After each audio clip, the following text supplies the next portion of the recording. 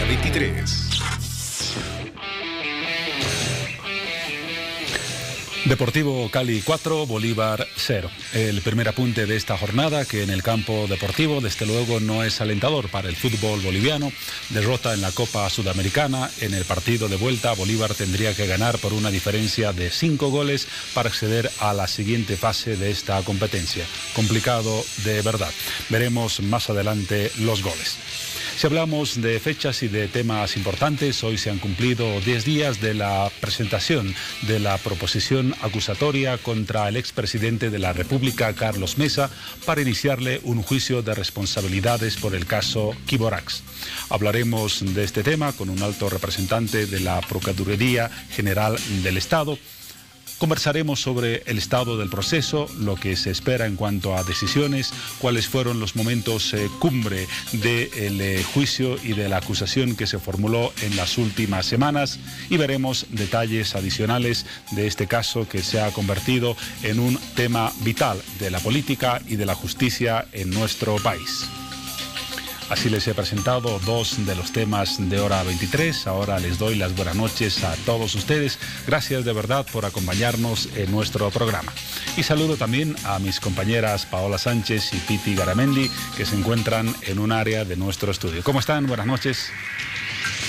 ¿Cómo estás, Juan Pablo? Bueno, nosotras contentas iniciando el programa juntas, porque esta noche tenemos un tema que es muy importante para todas las mujeres. Un tema que nos interesa a todas, te interesa a ti, Piti, me interesa a mí, por supuesto, y a todas ustedes, las que nos ven desde casita. ¿Sabes de qué hablamos esta noche? Exactamente, Paola. Hablamos de la endometriosis. Así es, una enfermedad de la cual se habla bastante. Se dice que puede estar ligada al cáncer, se dice que puede causar infertilidad y también que no tiene cura. Muchos de estos aspectos pueden ser ciertos, otros son falsos, pero el objetivo de este programa, Piti, es justamente despejar todas nuestras dudas y conocer acerca de esta enfermedad para prevenirla si es que es posible. Exactamente, porque un 6% de estas enfermedades deriva en cáncer. Es por eso que supongo que usted debe tener muchas consultas y nuestras publicaciones ya se encuentran listas para que usted pueda participar. Enfermedades ginecológicas en camino. El cáncer de endometrio es la formación anormal maligna más común. Representan el 6% de los cánceres ginecológicos en mujeres.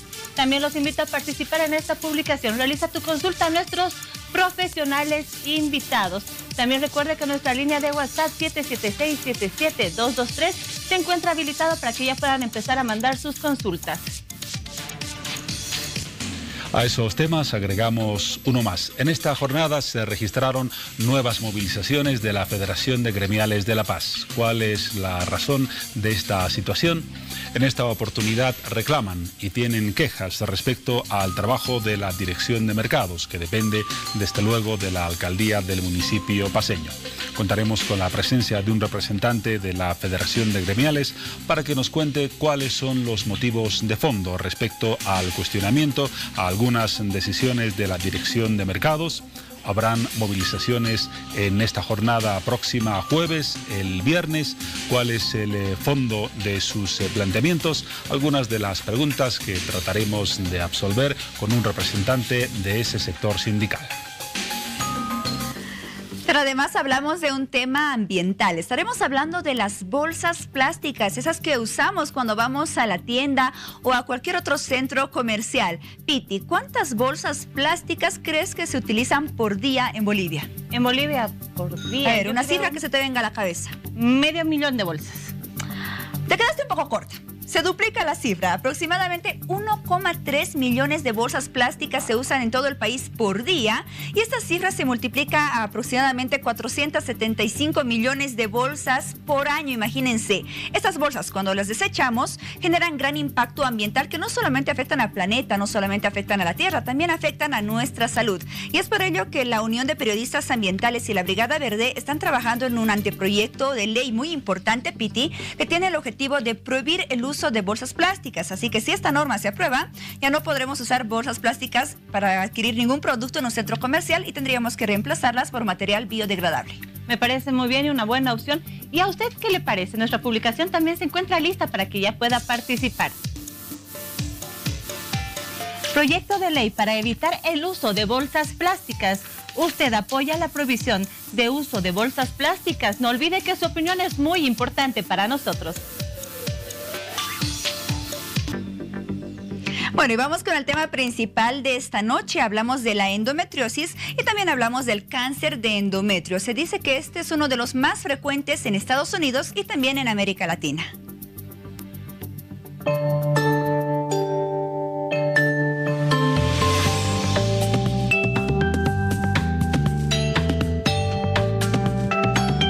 En los Estados Unidos, el cáncer de endometrio es el más común de los órganos reproductores femeninos.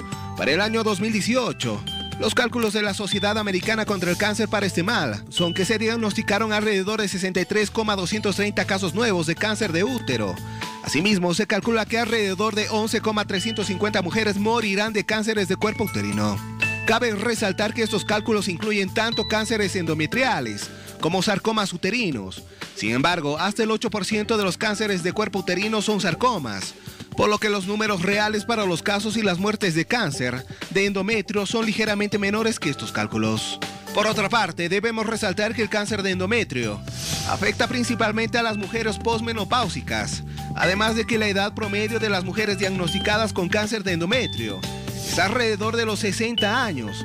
Sin embargo, esta afección es poco común en mujeres menores de 45 años y según el estudio existen más de 600,000 sobrevivientes de cáncer de endometrio. Ante esto, mientras en 9 de 22 países de América disminuyen las muertes de cualquier tipo de cáncer, en Bolivia solo en el 2013 la incidencia de tumores cérvico-uterinos ascendieron de manera considerable. Esto según la Organización Panamericana de Salud. Asimismo, las mujeres bolivianas, junto a las de Honduras y Nicaragua, tenían en esa misma gestión como causa principal de muerte de cáncer cérvico-uterino al 21%. Sin embargo, retrocediendo unos 2 años, según la misma fuente en el 2011, el porcentaje de fallecimientos por esta enfermedad era del 69,9% y para el 2012 llegó al 79,3%.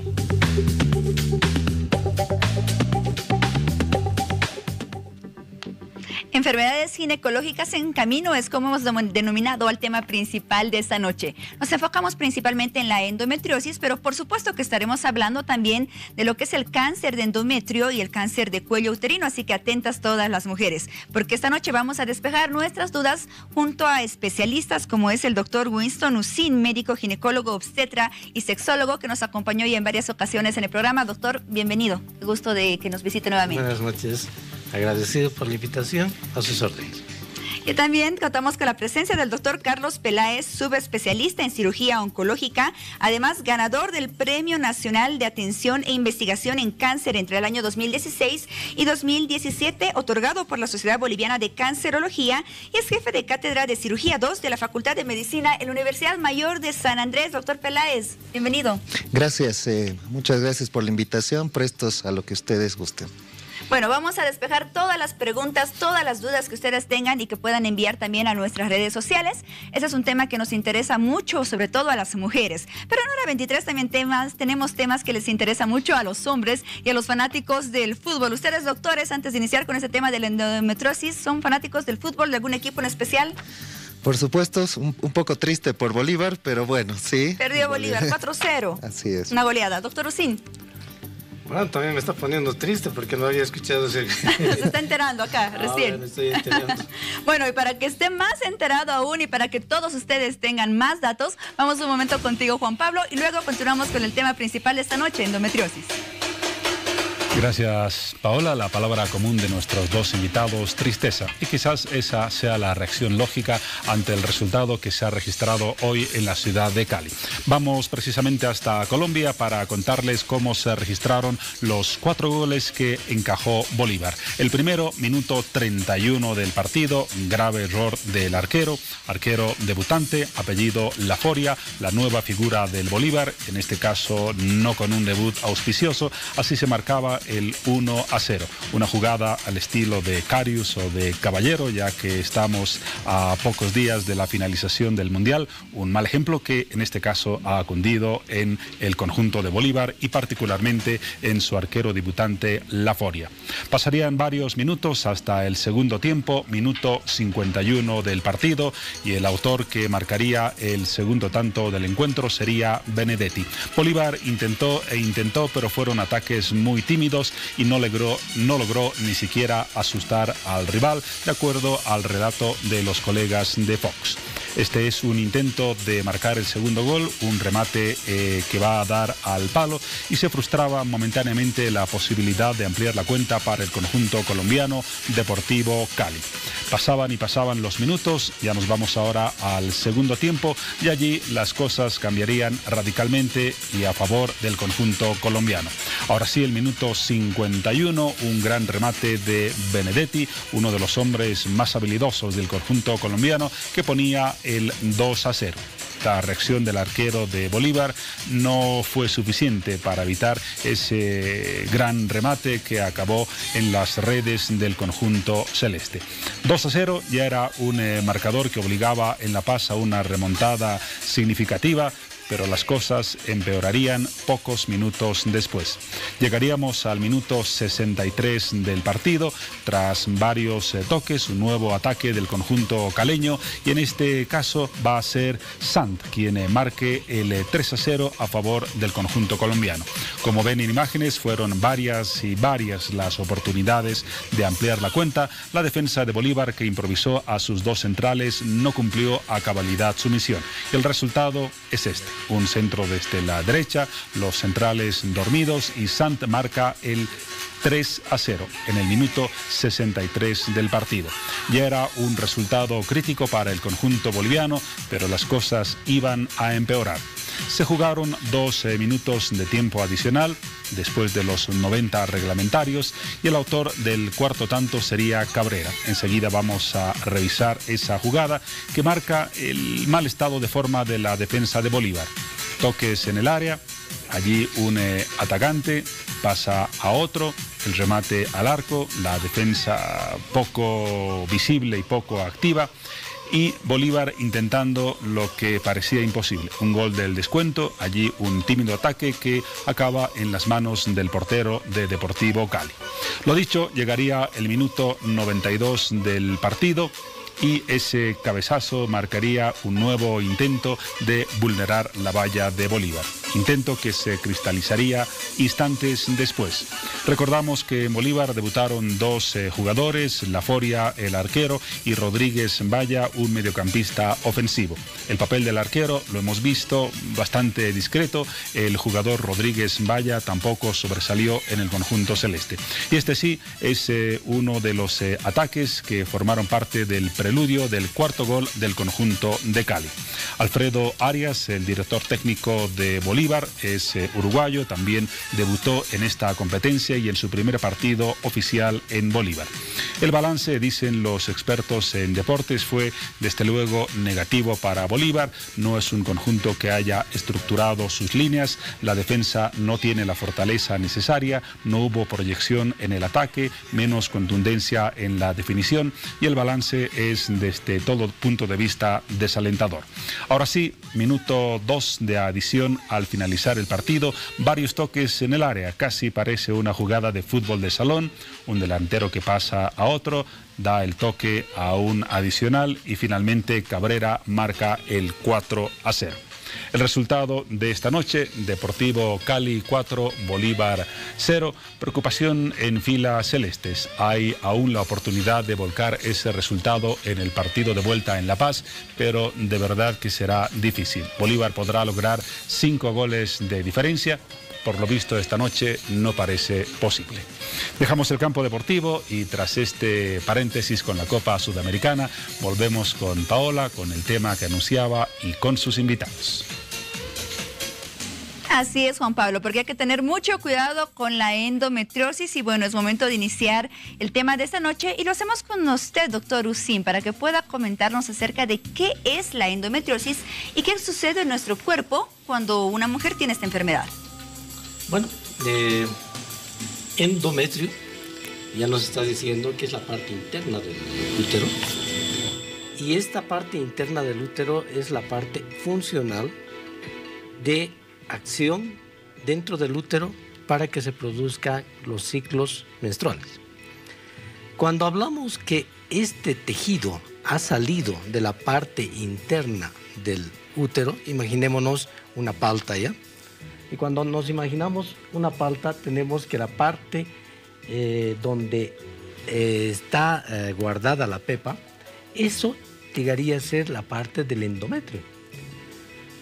Y esta parte es la que va a tener dos capas. Una capa que es una capa fija y una capa que vamos a llamarla removible.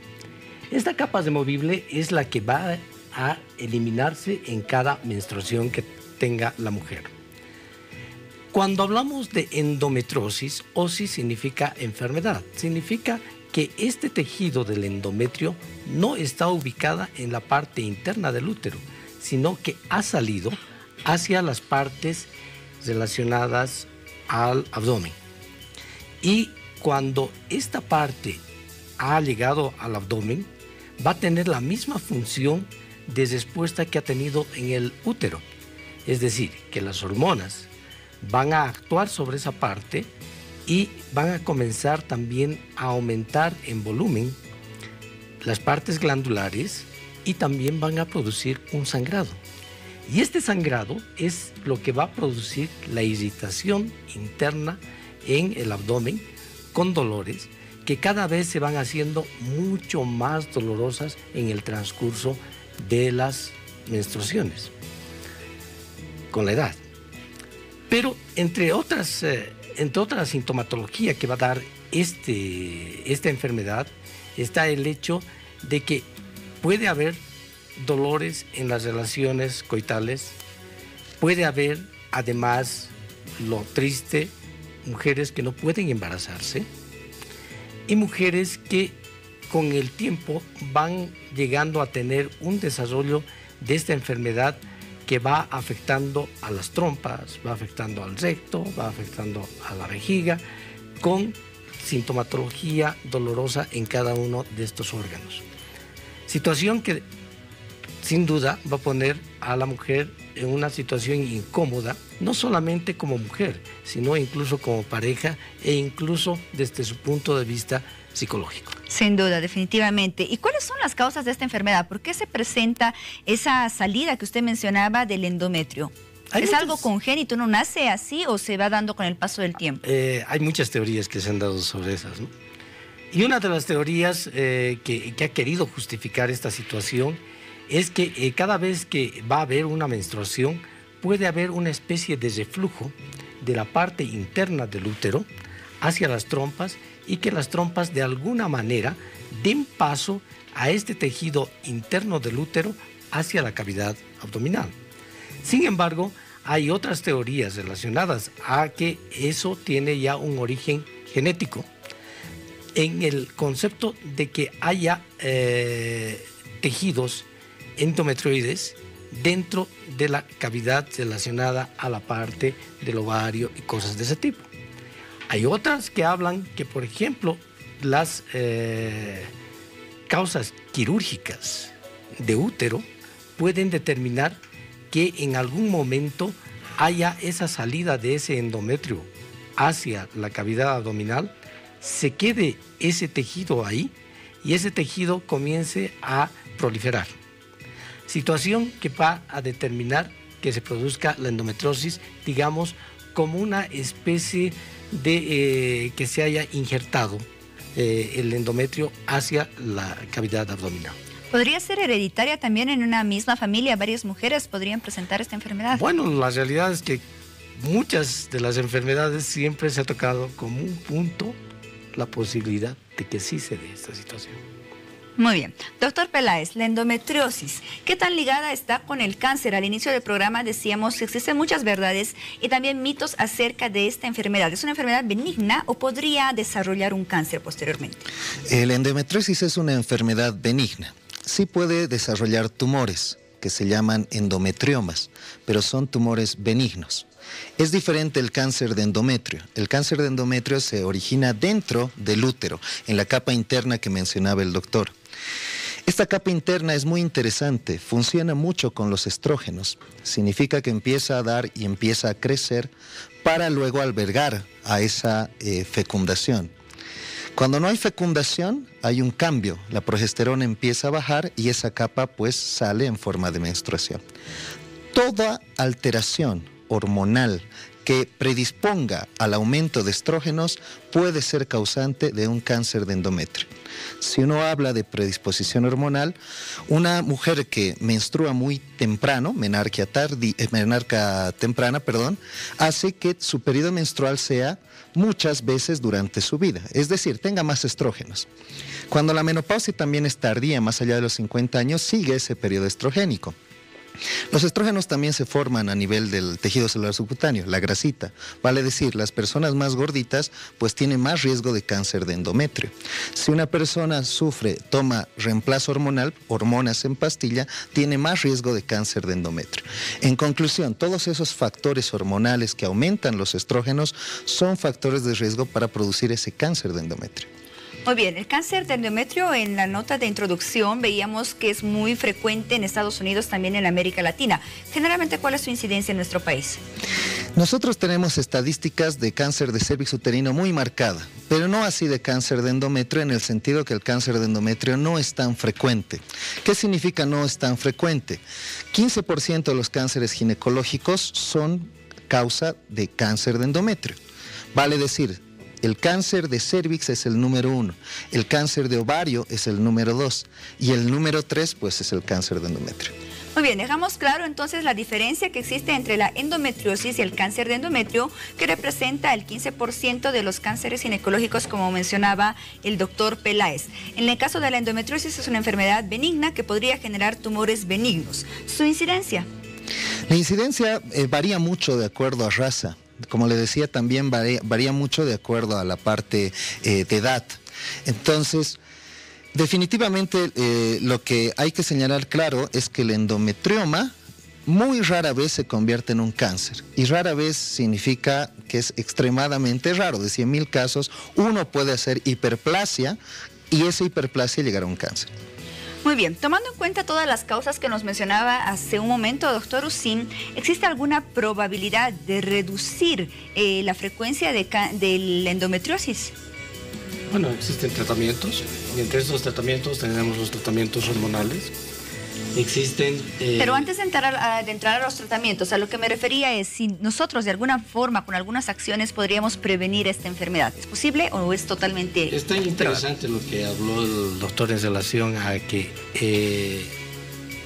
las personas gorditas son personas que tienen más tendencia de tener una formación de estrógenos periférica. Entonces, fíjese, con una situación tan importante de cuidar su dieta una persona, puede disminuir esta situación. E incluso tendríamos que hablar que los tratamientos que se den a nivel hormonal sean dados por un médico. ¿Por qué? Porque tenemos también algunos casos en los cuales se pueda actuar con acciones de medicamentos y se estaría hablando de un elemento iatrogénico para la proliferación de esta endometriosis o de los endometriomas que hablaba el doctor dentro de la cavidad, al hacer un mal tratamiento, por ejemplo, aumentando la cantidad de estrógenos. Esta cantidad de estrógenos va a determinar de que haya un crecimiento mayor de estos endometriomas y que puedan producir mayores molestias. Por ejemplo, los métodos anticonceptivos de alguna forma podrían influir en la incidencia de esta enfermedad. Lo que estoy hablando es claramente decir que estos medicamentos deberían ser dados por un médico. Muy bien. Y no que la persona diga, bueno, mi amiga está tomando esto y yo también voy a tomar, ¿no? Y además que mi mamá también y mi prima también tomaba. Y por último, lo que en muchos de los casos se ven, se toman las pastillas como si estuviesen tomando, no sé, un dulce, etcétera, y lo hacen de una manera muy discrecional, que puede afectar dentro de las características de lo que significa esta situación. Muy bien, un punto muy importante para tomarlo en cuenta. ¿Cómo se hace el diagnóstico de la endometriosis, doctor Ucín? ¿Qué pruebas o exámenes se realizan? ¿Qué signos, qué síntomas se toman en cuenta? Bueno, los síntomas que ya más o menos habíamos hablado anteriormente, ¿no? Mujeres que tenían inicialmente menstruaciones que no causaban mucho dolor, pero que cada vez con el tiempo van comenzando a hacer menstruaciones cada vez más dolorosas. Esta situación determina de que además haya la posibilidad de que también se encuentre un dolor cerca de la menstruación, porque precisamente el endometrioma comienza a crecer y además produce el sangrado dentro de la cavidad. Entre otros elementos estaríamos hablando ya la presencia también de dolores en las relaciones coitales, más aún si están cerca a la posibilidad de una menstruación. Entre otros síntomas, estaríamos hablando ya de los síntomas clínicos que nos van a orientar para poder llegar a él. Mujeres que además de los síntomas que hemos hablado, no pueden embarazarse. Pero además estaríamos hablando mujeres que ya con estos procesos que se van haciendo cada vez más agresivos, comienzan a tener también algunas molestias e incluso sangrado, por ejemplo, en la menstruación, que se asocia también a orinas con sangrado o también incluso heces con sangrado. Situaciones que van a determinar una clínica que nos van a llevar a que los médicos ya con esta clínica solicitemos, por decir, exámenes relacionados a esta situación. ¿Cuáles serían Como, esos por exámenes? Ejemplo, una ecografía nos puede orientar inicialmente para esta situación para ver realmente cómo va ese crecimiento de ese endometrioma. Ver las características de las partes internas, como ser trompas y todo ello, y ver si directamente van formando masas o no van formando masas. Entre otros elementos, por ejemplo, algunos marcadores tumorales, como por ejemplo el CA125 también está relacionado a esta situación, que no quiere decir que sea un marcador para determinar cáncer, sí, pero nos da una cierta información para poder llegar a esto. En algunos casos se hacen tomografías para poder identificar la ubicación y cómo está correlacionada esta situación. Y ya dentro de otros elementos, cuando ya se va dando estas situaciones, se pueden planificar, por ejemplo, cirugías para poder identificar qué es lo que hay y tomar las biopsias que fuesen necesarias. Dentro de las cirugías que estamos en el momento pudiendo identificar, estamos hablando de las laparoscopías. Muy bien. Muy bien, ahora que hemos conocido más acerca de lo que es la endometriosis, las causas, cómo se realiza el diagnóstico, los síntomas de esta enfermedad, sin duda es muy importante hablar acerca de los tratamientos que existen para la endometriosis, y esta es una pregunta a la cual dará respuesta en los próximos minutos el doctor Peláez. Antes vamos con las consultas que nos llegan a través de las redes sociales. Contigo, Piti. Gracias, Paola. Ya nos escribe Katy Ramos y tengo una consulta para el doctor Ucín. Dice, buenas noches. Mi consulta es si el dispositivo DIU puede causar sangrado como una menstruación que dure todo el mes y si es normal ese sangrado. Bueno, lo que pasa es que el dispositivo, el DIU, podemos hablarlo como el dispositivo que sea de cobre, ¿sí? Que tenga cobre en su formación propiamente del dispositivo, y este dispositivo de alguna manera el cobre actúa sobre el endometrio produciendo una reacción inflamatoria, pero además puede producir alguna alteración en la conformación de la coagulación, que puede llevar en algunas personas que tienen, por decirle, 3 días de menstruación, a que tengan 4, 5, y hay mujeres que, por ejemplo, un ciclo menstrual normal antes de ponerse el dispositivo lo tenían como 7 días y es posible que tengan muchos más días. Ahora, la ubicación del dispositivo pueden determinar molestias en la paciente. Cuando hablamos de la ubicación del dispositivo, hablamos que la parte transversal del dispositivo debería estar no más de 2 centímetros del borde superior del útero. Cuando está más de 2 centímetros significa que ese dispositivo está siendo desalojado y va a causar contracciones uterinas, y dentro de las contracciones uterinas también puede haber algún sangrado. Ahora, Tenemos otro tipo de dispositivo que es la Mirena, que esta Mirena es como una T también, pero también tiene su componente levonorgestrel. Y este levonorgestrel, contrariamente a lo que ocurre en un momento determinado con el dispositivo de cobre, más bien suspende los sangrados abundantes e incluso puede disminuir también las contracciones. Entonces ahí estamos viendo que hay un DIU que tiene una característica y otro DIU que tiene otra característica. Gracias, doctor. Hablando de los dispositivos, también tenemos una consulta y nos escribe Emanuel. Y nos dice, mi pareja tiene el implante subdérmico como método anticonceptivo. ¿Es cierto que el mismo desarrolla quistes ováricos? ¿Recomienda su uso, doctor? Bueno, lo ideal es que cada paciente vaya donde su médico y se haga poner el dispositivo que le corresponde. Cuando estamos hablando de las varillas, de precisamente el implante que se pone en los brazos, el implante tiene levonorgestrel. Y este levonorgestrel es una hormona derivada de la progesterona que se va eliminando poco a poco. Entre las características de este implante puede manifestarse personas que en algunas, no en todas, aumenten de peso, tengan cambios de carácter, otras tengan cefaleas, o sea, dolores de cabeza, otras tengan un sangrado mínimo todo el mes, u otras puede suspenderse por completo su menstruación y darse algunas manifestaciones de un goteo mínimo. ¿Qué es lo que quiero decir con todo ello? Que lo ideal es que vayan donde su médico y vean cómo es la paciente y cuál es el método que debería adoptar. Algunas pacientes incluso tienen una subida de peso muy importante, pero hay otras que más bien bajan de peso. Gracias, doctor. Vamos con una consulta para el doctor Peláez. Nos escribe Patricia Murillo. Dice, buenas noches, quisiera saber, por favor, que nos expliquen en qué consiste la muestra híbrida. Gracias.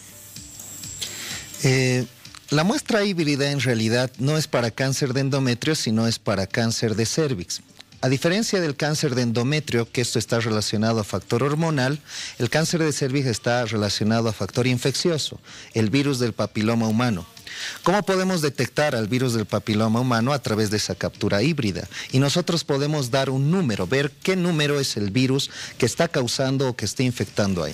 Los más agresivos son el 16 y 18, y en Sucre, en Bolivia, se hizo un estudio que los más frecuentes son aquellos y son los de más alto riesgo de cáncer de cérvix. Por lo tanto, vale la pena hacer el test de captura híbrida precisamente para ver qué tipo de PBH tiene la paciente en caso haya desarrollado alguna lesión.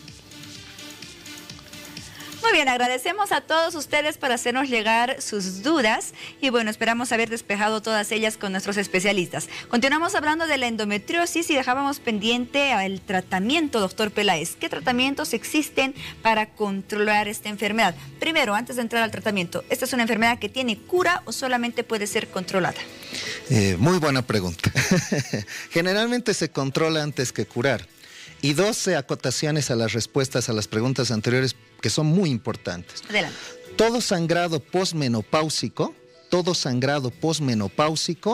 tienen que pensar en cáncer. Es así como se manifiesta el cáncer de endometrio.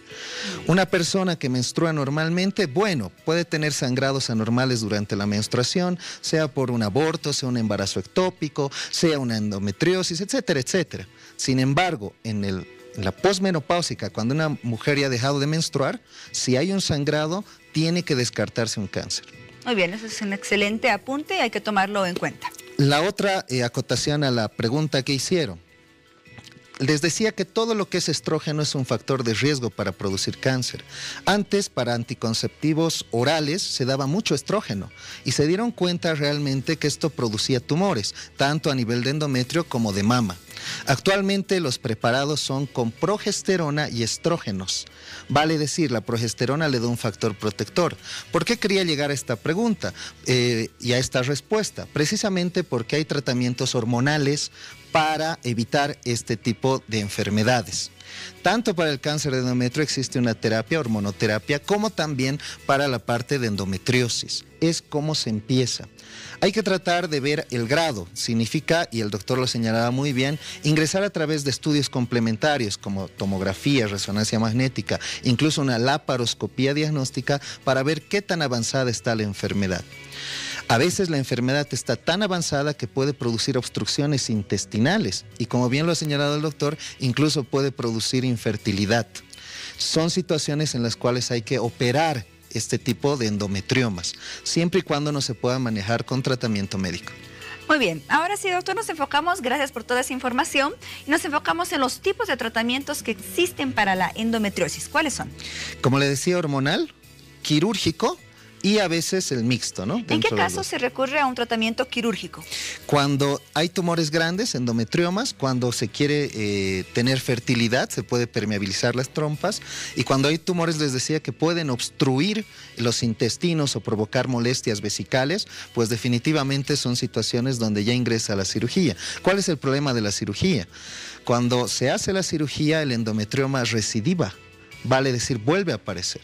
Entonces, cada vez que se ingresa una cirugía se espera que recidiva. Es muy alto el porcentaje de recidiva. En pocas palabras, la endometriosis es una enfermedad benigna, pero tiene un comportamiento interesante parecido al cáncer.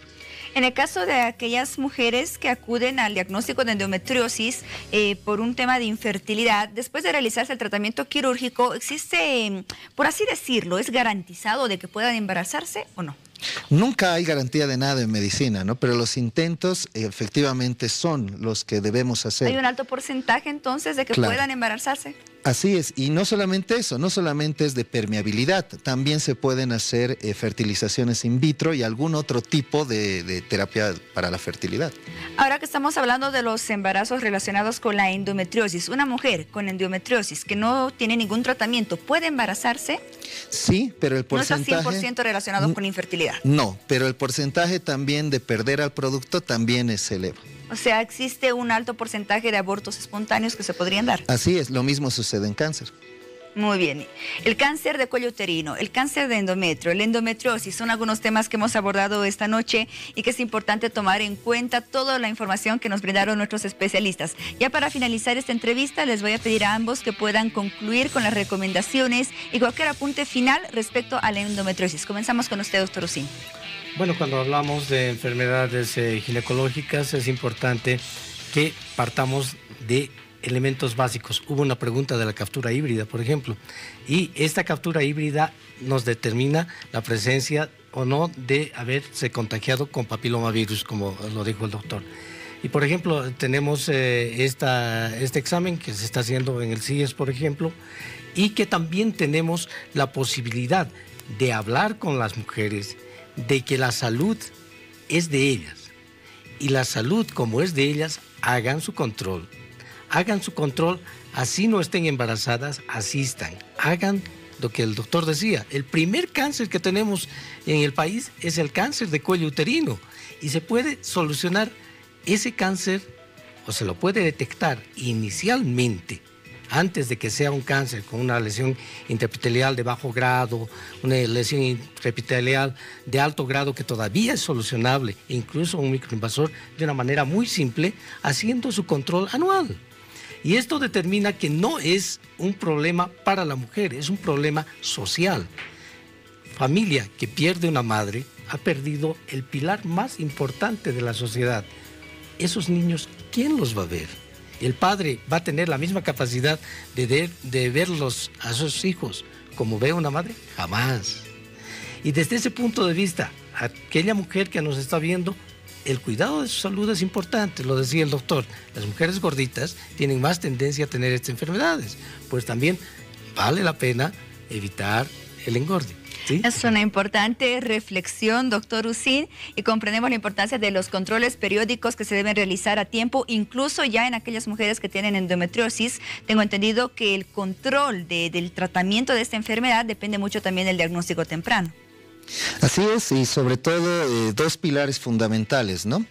Hay que prevenir los factores de riesgo que se pueden modificar. Si son estrógenos, pues, como decía bien el doctor, si va a utilizar alguna terapia de reemplazo hormonal, definitivamente tiene que tener un estudio de factores de riesgo para cáncer. 2, si va a utilizar anticonceptivos orales, tiene que hacerlo a través de un especialista.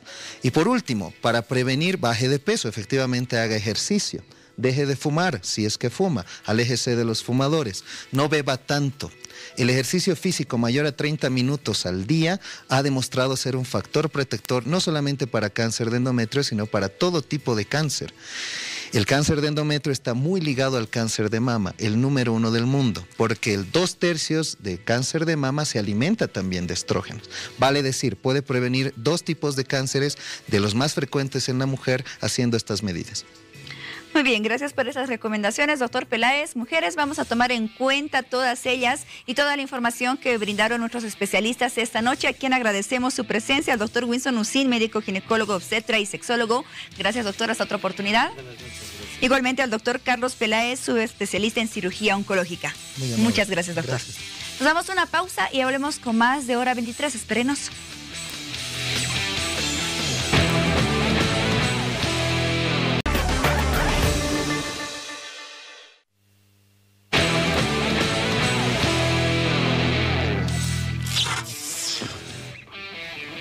Son exactamente las 23 horas con 39 minutos en Hora 23. Nos ocupamos en los siguientes minutos del caso Quiborax. Les decía al principio de nuestro programa que en esta fecha se han cumplido 10 días de la presentación de la proposición acusatoria contra el expresidente de la República, Carlos Mesa, para que se abra posiblemente un juicio de responsabilidades en su contra. Actualmente el proceso se encuentra en el Tribunal Supremo de Justicia. Se ha dicho que se encuentra en una sala, la sala penal, a la espera de una decisión que implique derivar el proceso a la sala plena para que ésta tome una decisión y remita el caso posiblemente a la Asamblea Legislativa para que allí se opte por abrir o cerrar el proceso contra el expresidente de la República. Vamos a hablar de este tema, de sus antecedentes y de su actualidad, y lo vamos a hacer con Javier Moncada, subprocurador del Estado. Buenas noches, bienvenido a Hora 23. Juan Pablo, muchas gracias por este espacio para poder informar a la población, ya que es nuestra obligación dar esta información que tiene que ver con el patrimonio y los intereses del Estado. Así que desde la Procuraduría daremos siempre esta información para todos los ciudadanos. Justamente esa es la idea, brindar primero los antecedentes más importantes del tema de forma breve para que la gente tenga una cabal comprensión del problema. Se ha informado mucho y se ha dicho mucho en estas últimas semanas, pero todavía existen algunas dudas del origen y del desarrollo del proceso. Para comenzar, el punto de partida se da el 23 de junio del 2004, cuando, mediante un decreto, la presidencia de Carlos Mesa decide revertir las concesiones mineras, cuando, de acuerdo al procedimiento jurídico, no debían revertirse, sino anularse. Ese es el origen y la primera decisión supuestamente errada de la gestión de Carlos Mesa.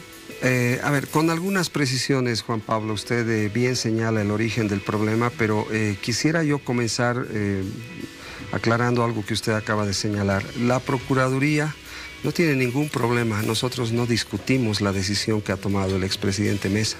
De hecho, él tenía la máxima investidura en este país, era el presidente del Estado, y como tal, de acuerdo a su investidura, él puede tomar decisiones. El problema no está en la recuperación de los recursos del Estado para los bolivianos, en eso estamos absolutamente de acuerdo y nadie discute. Sin embargo, cuando una autoridad toma una decisión de esa naturaleza, lo tiene que hacer en el marco de las disposiciones legales, porque caso contrario el Estado acarrea las consecuencias que hoy voy a tratar de informar con documentos a la población.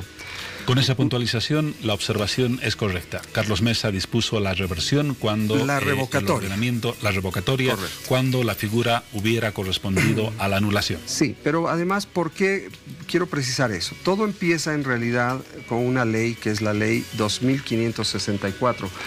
Yo quisiera mostrarla a... Sí, póngala al frente y la van a presentar. Muy bien. Esta es la ley 2564 de diciembre del año 2003. Aquí esta ley hace referencia a los temas de la reserva fiscal del Gran Salar de Uyuni, pero este es el artículo importantísimo. Es un artículo 3 que dice: facúltase al Poder Ejecutivo, luego de la evaluación de auditorías técnica, jurídico, legal, económica, financiera, regalitaria, tributaria, de legislación sociolaboral y preservación ecológica y medioambiental, a declarar la nulidad de los derechos concesionarios y establece un plazo perentorio de 60 días. O sea, aquí hay elementos muy importantes. Primero, que faculta esta ley, ha sido sancionada por el entonces Congreso Nacional, para que la población entienda, una ley que se sanciona por el órgano legislativo, se manda al Ejecutivo, si el presidente está de acuerdo con esta ley, la promulga, y si no está de acuerdo, la puede vetar. El presidente Mesa, de puño y letra, promulga esta ley, que le manda al Poder Ejecutivo, que era él, de que haga 6 auditorías y que como resultado de las auditorías pueda recién analizar la pertinencia de declarar la nulidad de estas concesiones. ¿Y por qué la nulidad? Porque esta ley está absolutamente en armonía con el Código Minero vigente en aquel momento, que solo reconocía 3 figuras: la renuncia, la caducidad y la nulidad. Entonces, y además le establece un plazo de 60 días al expresidente Mesa. El tiempo va pasando, pasan unos días y el propio expresidente Mesa emite un decreto supremo, que es el decreto supremo 27.326. Esto ocurre un 27 de enero del 2004. Y en este decreto supremo, fíjense el objeto del decreto, dice: el presente decreto supremo tiene por objeto reglamentar la ejecución de la ley 2564 en lo que concierne a la realización de las auditorías señaladas en el artículo 3. Y muy rápidamente, solamente un paneo para que se pueda ver que cada una de las auditorías tenía un responsable, es decir, el presidente Mesa sabía perfectamente el sentido de la ley, y sabía perfectamente, lo sabía y lo reglamenta con este decreto. Lo curioso de esto, que quizás es un dato interesante para que lo conozca la población, es que este decreto supremo se emite a escasos 13 días de que se cumpla el plazo de 60 días para hacer 6 auditorías. Los mínimamente entendidos en control gubernamental, en realización de auditorías, saben que es imposible hacer una auditoría en 13 días y peor 6 auditorías de esta envergadura para tomar semejante decisión. Entonces se dicta este decreto a escasos 13 días. Para apresurar las etapas y no quedarnos pendientes de alguna, llegamos al decreto 27.58.9. No obstante que había un plazo, no se cumple ese plazo y 6 meses después, incumpliendo el mandato de la ley, incumpliendo el mandato del Código de Minería, incumpliendo su propio decreto emitido por él, lo que hace el expresidente Mesa es promulgar el decreto 27.589 de junio del 2004. 23 de junio. Y miren lo que decreta el expresidente. Dice: se dispone la revocatoria de la resolución constitutiva y pérdida de las concesiones mineras, etc. Este es el punto de partida en la argumentación crítica al gobierno de Mesa de las supuestas irregularidades. Este es el punto de partida de todo, Juan Pablo. Este es el hecho generador de lo que fue el reclamo de la empresa, de lo que fue el proceso arbitral, de lo que fue el laudo y de lo que fue el daño económico causado al Estado. ¿Por qué? Porque el expresidente Mesa, para decirlo en términos sencillos, incumple todo ese mandato legal y aplica una figura inexistente en el ordenamiento jurídico del Estado. No había esta figura y tampoco le correspondía a él tomar una decisión de esta magnitud a nivel de decreto supremo, porque esto estaba regido por un principio de legalidad y debido proceso y tenía que irse a través de la vía de la Superintendencia de Minas. O sea, este decreto es nefasto. Esa es la versión y la visión de la parte acusatoria. Pero permítame indicar cuál es el argumento de respuesta de Carlos Mesa. Él sostiene que mediante una resolución administrativa de la Superintendencia de Minas se anulan las concesiones. Esto se registra el 28 de octubre del 2004 y de acuerdo a la argumentación de Mesa, al anularse las reversiones mediante la resolución de la Superintendencia de Minas, se corrige el vicio jurídico inicial y por lo tanto su argumentación señala eso, no habría comisión de ninguna irregularidad jurídica. Absolutamente falso, Juan Pablo. No hubo esa resolución de la Superintendencia. Voy a citar el propio decreto del expresidente. Absolutamente falso, porque este mismo decreto dice: se otorga a la empresa minera No Metallic Minerals, que explota las concesiones detalladas, etcétera, el plazo de 30 días para la entrega física de las mismas. Pero la resolución de la Superintendencia de Minas es posterior. Es posterior. Y supuestamente corrige el error del decreto inicial de acuerdo a la versión de Mesa. No corrige absolutamente nada porque ya el daño, si usted quiere verlo así, la ilicitud de esta decisión ya estaba materializada.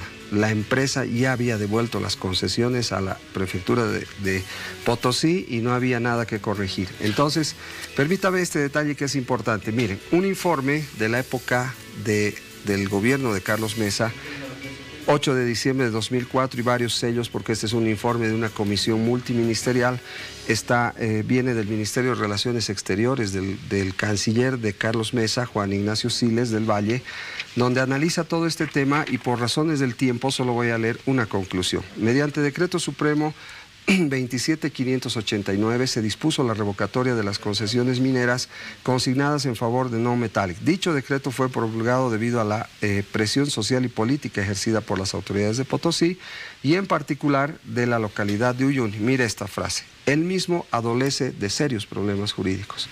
O sea, su propia gestión se lo dice, y la empresa, ante esta ilegal decisión, le manda 4 notas al expresidente Mesa. Las fechas son 7 de junio del 2004, 22 de julio del 2004, 14 de octubre del 2004 y 7 de diciembre del 2004. ¿Qué le pide la empresa? Le pide que antes de plantear formalmente, antes de que se formalice la demanda arbitral contra el Estado, de acuerdo a los procedimientos del CIADI, a los procedimientos arbitrales, se tenía que agotar un plazo de 6 meses para llevar adelante negociaciones amistosas para encontrar una salida satisfactoria a ambas partes. Ahora, ¿qué es lo que hace el expresidente Mesa? Nada. Apresuremos las etapas, si no, no nos va a alcanzar el tiempo. La siguiente etapa del proceso, el presidente Rodríguez Belcé anula el decreto de Carlos Mesa, lo abroga y por lo tanto deja sin efecto esas disposiciones. De acuerdo a la versión de Mesa, esta derogatoria o esta anulación invalida los argumentos que cuestionaban las decisiones legales en su gobierno. ¿Es así? A ver, hagámoslo con documentos. Acá está el decreto al que usted acaba de hacer referencia. El de Rodríguez Belcé. Es el decreto del expresidente Eduardo Rodríguez Belcé, que lo único que hace es abrogar el decreto supremo, justamente razonando de la siguiente manera. Mire usted la parte considerativa. Considerando, refiriéndose al decreto de Mesa, que la mencionada norma adolece de deficiencias jurídicas insubsanables, en virtud de que el Código de Minería en ninguna de sus disposiciones legales establece la revocatoria de concesiones mineras, existiendo más bien las figuras legales de la caducidad y nulidad de concesiones mineras previo proceso administrativo bajo competencia de la Superintendencia de Minas. Es decir, el expresidente Rodríguez Belcé ha percibido de que había un decreto ilegal que había generado ese efecto, lo único que hace es abrogar este decreto. No corrige esa disposición anterior. Le voy a dar un ejemplo para que la población entienda sin elementos jurídicos. Vamos a suponer, solo en vía de un ejemplo, que el actual presidente, Evo Morales, está preocupado por el alto índice de violación de niños y de maltrato infantil que hay para nuestros niños, y se le ocurre, como una medida de defensa y protección, emitir un decreto supremo imponiendo en Bolivia, estableciendo la pena de muerte. Figura que no está en las leyes, no está en nuestra Constitución, etc. Pero se emite el decreto supremo.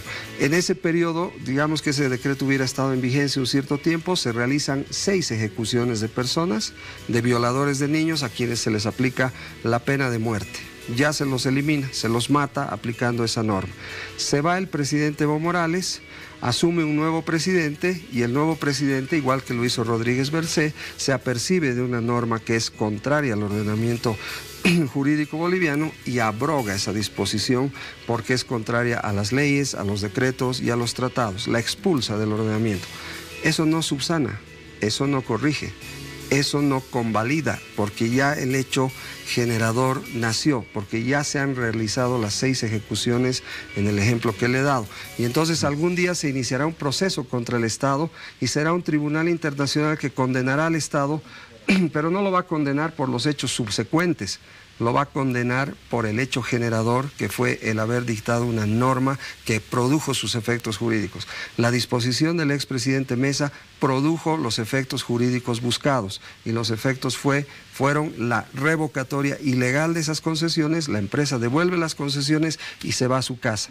Por lo tanto, este decreto no corrige absolutamente nada. Hemos mencionado los argumentos de Carlos Mesa. Vamos ahora a la segunda parte. Disculpe, si el decreto hubiera corregido, jurídicamente tendría una estructura distinta y diría: en vía de convalidación, en vía de ratificación, en vía de subsanación, se corrige, se retrotrae el procedimiento y se devuelven las concesiones a la empresa para que se aplique el debido proceso.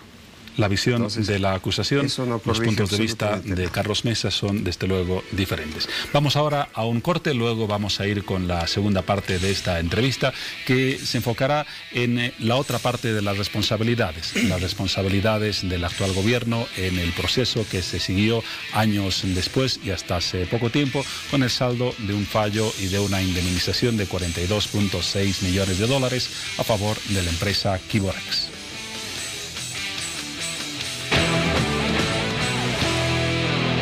El Tribunal Supremo de Justicia anunció que aún no conoció el requerimiento acusatorio que la Fiscalía General del Estado presentó en contra del expresidente Carlos Mesa por el caso Quiborax el pasado 9 de julio.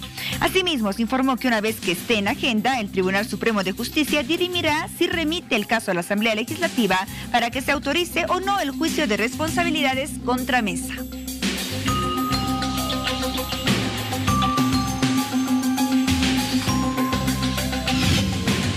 Por otra parte, el Banco Central de Bolivia aclaró este miércoles que los billetes de distintos cortes sellados con los lemas como Bolivia dijo no o Evo sí no pierden valor como se especuló en redes sociales. Por otro lado, la entidad informó que el único requisito para que un billete conserve su valor es que cuente con 2 firmas y por lo menos un número de serie. Los sellos, manchas, inscripciones u otro daño reducen la vida útil del billete, pero no le quitan valor.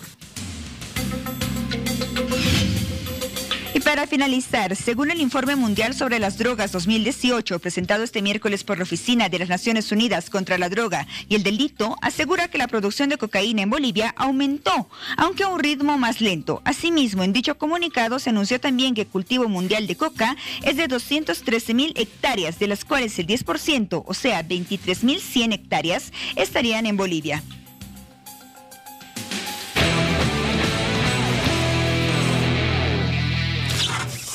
Seguimos ahora con la entrevista a Javier Moncada, subprocurador del Estado, el caso Quiborax. Hablamos en el anterior sector de las presuntas responsabilidades del gobierno de Carlos Mesa en el tema.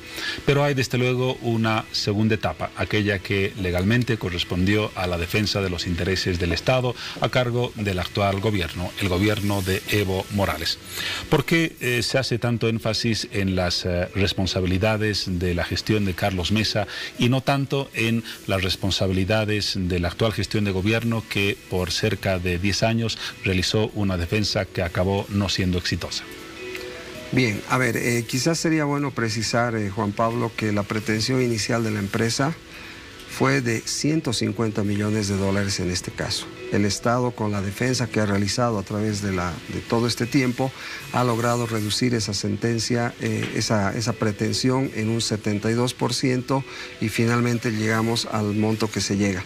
Pero la pregunta de origen sigue siendo, la pregunta sigue siendo equivocada. La población tiene que entender que, de acuerdo al procedimiento, antes de que se entable la demanda arbitral en la jurisdicción del CIADI, existe ese periodo de 6 meses en el cual el expresidente Mesa tenía todas las posibilidades, y no solo las tenía, sino que tenía la responsabilidad de llevar adelante esas negociaciones para justamente, como resultado de las auditorías, advertir las ilegalidades, advertir que la empresa era trucha, advertir las nulidades de origen que él menciona, y omite hacerlo.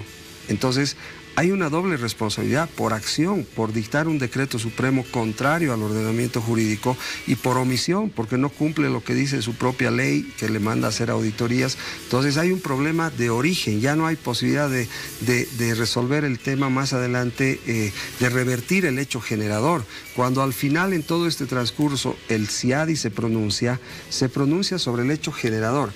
¿Qué le parece si le doy este dato, Juan Pablo? Pero antes, a propósito de mi pregunta, ha quedado claro clara la visión de la parte acusatoria sobre las supuestas responsabilidades de Carlos Mesa, pero también hay responsabilidades en la segunda etapa del proceso, la defensa del gobierno de Evo Morales, porque Carlos Mesa deja la presidencia y el tema deja de ser una cuestión de su gobierno y comienza a ser una cuestión de Estado. Y allí la defensa del Estado ha derivado en un acuerdo, 42.6 millones de dólares, cuando por ejemplo se habló de que en un momento se podía elaborar un acta de conciliación por solo 3 millones. Allí hay una diferencia y un posible error en el manejo del tema. No, en absoluto, Juan Pablo. Durante los procedimientos arbitrales, siempre los estados, siempre las partes tratan de llegar a soluciones amistosas. Cuando estuvimos a punto de lograr un acuerdo por 3 millones, salió todo ese tema de la ilegalidad del acta. El Estado boliviano, por supuesto que objetó, por supuesto que se lo hizo saber al tribunal. Mire lo que dice el tribunal después de toda la defensa. Pero aún así hubiera sido un mejor acuerdo 3 millones que 42.6. No se podía hacer un acuerdo cuando el Estado estaba denunciando. Por si acaso ese dato no lo saca el expresidente Mesa. Ese dato sale en la defensa que realiza el Estado boliviano, no el expresidente Mesa. Y mire lo que dice el tribunal. Le estoy leyendo el resultado de lo que es la decisión sobre medidas provisionales, donde Bolivia intenta le hace saber a gritos a este tribunal que está denunciando la ilegalidad de esa actuación. Y miren la decisión del tribunal arbitral, dice lo siguiente: la demandada, o sea, Bolivia, deberá tomar todas las medidas necesarias para suspender el proceso penal identificado como caso número tal contra todas estas personas y cualquier otro proceso penal directamente relacionado con este arbitraje. Y luego dice, la demandada deberá abstenerse de iniciar cualquier otro proceso penal directamente relacionado con este arbitraje o tomar cualquier otra acción que pueda poner en riesgo la integridad procesal de este arbitraje. O sea, estas decisiones de este tribunal son pues draconianas, son nefastas para el Estado boliviano. Ahora, permítame, hay un momento cumbre en todo el proceso que es en el que más insiste Carlos Mesa, que para él es el nudo gordiano de todo el juicio. Él afirma, los propietarios de Quiborax, Alan Faust y David Moscoso, falsificaron el acta de constitución de la empresa. La hicieron aparecer como de mayoría chilena cuando en realidad tenía una mayoritaria composición boliviana. Se podía en su momento haber objetado esta falsificación para invalidar el proceso y así no llegar a donde se ha llegado. De hecho, allí sí parece que existió una omisión o una defensa poco vigorosa por parte de la actual gestión. De hecho, sería muy interesante que le trasladen esa pregunta al expresidente Mesa, porque el informe que corresponde a la época de su gestión se señala exactamente eso. Ya se le había advertido, sus propias autoridades le habían advertido lo siguiente, le habían dicho...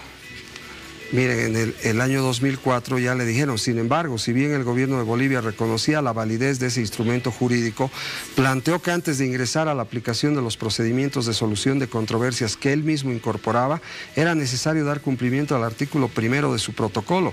En el mismo se establecía el derecho que tiene la parte contratante en cuyo territorio se realice la inversión de exigir la prueba de control efectivo a los inversionistas de la otra parte contratante. Sin embargo, Juan Pablo, esto es mucho más técnico. El derecho de inversiones es más técnico, hay que diferenciar, una cosa es la inversión y otra cosa es el carácter del inversionista. Pero ¿por qué no se insistió en la nulidad del proceso cuando estaba comprobado que hubo una falsificación muy clara de parte de Quiborax? Pero por supuesto que se ha insistido y se lo ha hecho saber al tribunal, aunque y le acabo de leer la decisión del tribunal. Y mire lo que finalmente, este es el laudo original del CIADI, que por cierto, a veces la población se confunde un poco. El laudo se emite en el año 2015, por si acaso, no es un laudo recientemente emitido, y dice este laudo lo siguiente: el tribunal se adhiere al derecho soberano de Bolivia de determinar lo que constituye una causa de utilidad pública e interés nacional. Acepta que Bolivia puede haber tenido un interés legítimo en proteger la reserva fiscal del Gran Salar de Uyuni. Dicho esto, el tribunal ya ha determinado que la revocación no se llevó de conformidad con la ley boliviana, sea como cuestión de sustancia o sea como cuestión de procedimiento. Por ende, aun si la expropiación hubiese sido por causa de utilidad pública o interés nacional, no se llevó a cabo de conformidad con la ley, tal como lo requiere el Tratado de Protección de Inversiones. El tribunal no puede sino concluir que la expropiación fue ilícita en este aspecto. O sea, todo vuelve al hecho generador de la ilegal decisión del expresidente Mesa. Mire, Juan Pablo, lo que tienen que hacer los medios de comunicación es invitar al expresidente, que lo único que ha hecho es ha decidido tomar una estrategia retórica, mediática y politizar. Él habla de la democracia, habla del 21F, de la demanda marítima, de su condición de vocero. Es legítimo, puede hablar, que diga todo lo que quiera, por eso vivimos en un régimen democrático, pero tiene que circunscribirse a responder jurídicamente. ¿Sabe usted, Juan Pablo, que aparte de eso, usted no cree que hay una clara intención de invalidar su figura política como consecuencia política de un proceso judicial? Mira, a ver, Juan Pablo, hemos escuchado unas aberraciones increíbles, o sea, llegar a decir su defensa, que el Estado hizo todo lo posible para que Bolivia pierda este arbitraje, para invalidarlo, cuando este tema parte de su propia gestión, es una aberración inconcebible. Hemos escuchado, que existe un interés político. Por supuesto que no, este es un caso jurídico y le voy a demostrar, porque esa su pregunta es muy importante y se lo voy a demostrar con documentos. Le voy a demostrar los tiempos políticos y los tiempos jurídicos. Acabo de mostrar que el laudo, mire usted, lo tiene acá al lado, el laudo se emite un 16 de septiembre del 2015. Contra ese laudo, el Estado boliviano intenta hacer lo siguiente: intenta todo un procedimiento de anulación del laudo, solicitud de anulación del laudo, ya, el Estado boliviano, no Carlos Mesa. Y mire de cuándo es este laudo, o de cuándo es la decisión sobre la solicitud de anulación del laudo, del 18 de mayo del 2018. Este tribunal depende del Banco Mundial, depende del CIADI. El presidente Morales ha denunciado el tratado del año 2007 y este es el último caso que está en la jurisdicción del CIADI. Aquí termina absolutamente todo. Este laudo se pasa en autoridad de cosa juzgada un 18 de mayo del 2018. El Estado boliviano ni la Procuraduría, nadie tenía posibilidad de controlar los tiempos jurídicos de este arbitraje. Y días después, creo que fue un día 20 de mayo, el procurador, ante la evidencia incontrastable de lo que establece el laudo sobre la decisión del hecho generador, presenta la proposición acusatoria un 20 de mayo de este año. Y entonces ahí comienza a activarse toda esta posibilidad de un juicio de responsabilidades contra el expresidente Mesa.